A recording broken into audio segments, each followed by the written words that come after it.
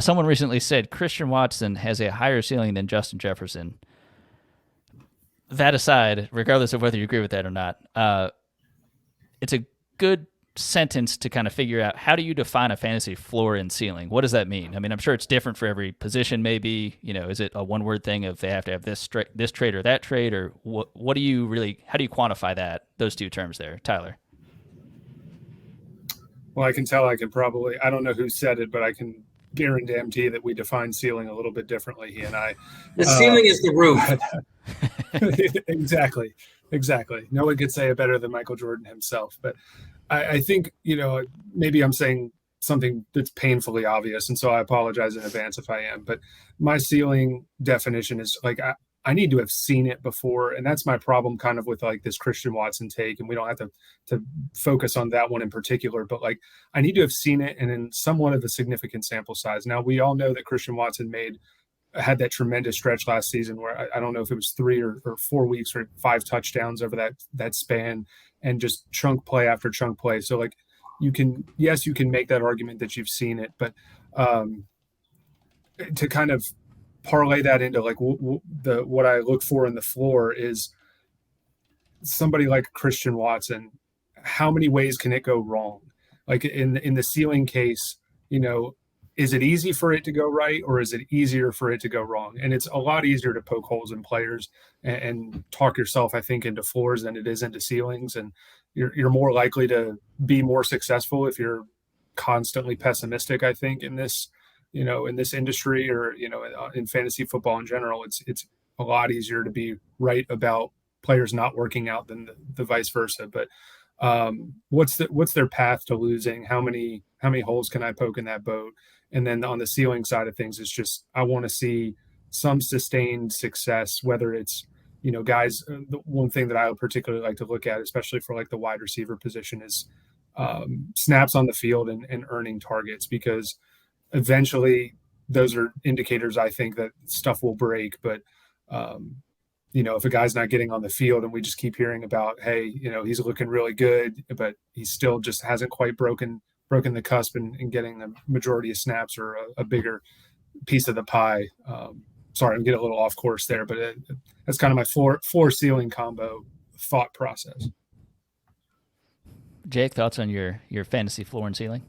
I thought Tyler. I thought it was a really authentic response from Tyler. I really don't have a lot to add there, because I think he quantified it really well. I just look at it in two terms. Like, what is you as a person, how do you define your risk meter? Because everybody's is different. And really, it's 2 words there at the top and bottom of that risk meter, and it's risk versus reward.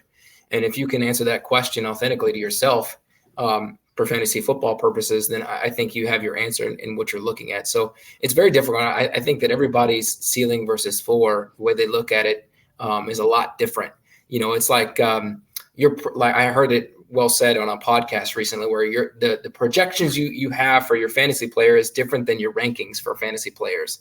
And that to me says what's the difference there? It's ceiling versus floor in a lot of cases, risk versus reward.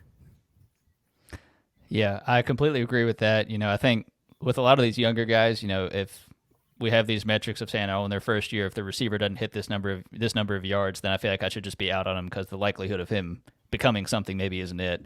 If the running back, if they don't have this kind of build or this kind of 40 time or something like that, then that's just not going to happen. And I think really looking at, it's so many things that kind of play into that. You could have, in some weird scenario, 2 completely identical players. And if one goes to, if it's a wide receiver, one goes to high volume passing attack, like top 5 in targets, they could have a lower target share, but could still end up getting more targets than this other guy going to, say, a Falcons-esque offense and getting a higher target share, but it's not quite the same. So really, what they earn, like Tyler said, and it also ends up being, the efficiency in terms of, if they're, say, on a good offense, they're likely maybe not the only person, eating, so to speak, from that. So how efficient are they with the targets they do get? Where are they getting them? Are they valuable ones in terms of, is it a running back, able to generate some touchdowns? Is it a wide receiver? Are they just a Christian Watson or a Marquez Valdez-Scantling long ball guy? Is it someone who can work intermediate? So those guys that definitely develop those skills and don't just come in out of college, they are what they are, and they just kind of hope for the best. So And I think it's important to, like, in my humble opinion, for people to understand too, is the ceiling versus floor combo is something. It's a moving target, like most of this stuff is. Like, one thing I've tried to train my brain a little bit more as the years go by in fantasy is, in Dynasty specifically, is trying not to get too tied to guys in those particular situations, because we like to think that we are, you know, the world's going to keep moving forward on this same course. We like to think that we can predict things 2-3 years out, but we're really bad at that.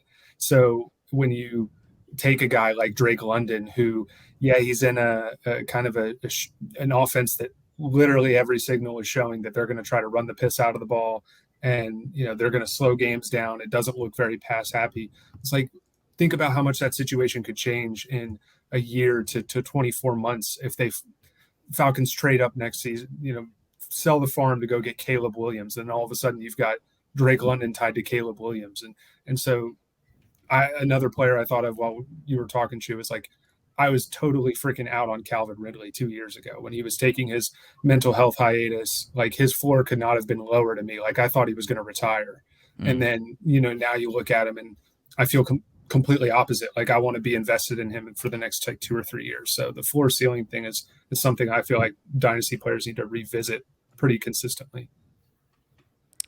Yeah, I completely agree. Yeah, I think big thing in Dynasty, especially since Dynasty is the, you know, versus redraft, you're left with this team on a year in year out basis. You know, if you're not learning, growing, and understanding how strategy changes, how the NFL changes, your team is simply going to be left in the dust.